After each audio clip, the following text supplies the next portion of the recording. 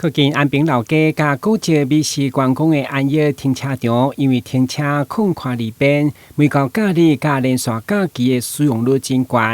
對此，市府交通局配合公共運輸的需求，已經爭取經費，俾伫遮興建安業轉運站，嘛希望拓寬出口，優化動線。不過因為間無甲地方充分溝通，引起反彈。有議員就要求唔通動工，另外選位來規劃。長期來，只要是假日或是年假或是過年，那你的停車都沒有辦法，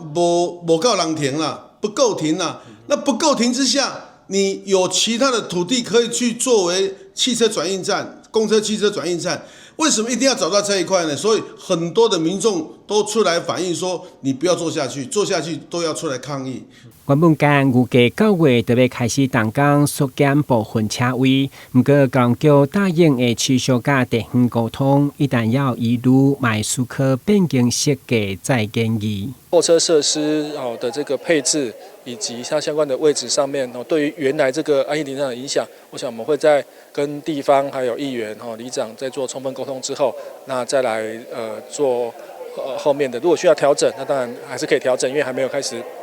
真正的實施工程的這個階段，那我想我們會再來跟地方民意充分溝通之後，再來看看如何來演繹調整。然後，其實安業轉運站對2022年的完成規劃設計，卻一直無明確進度。現在都已經拍算動工，才因為欠缺溝通，再生變數。當然新聞滾集採訪報道。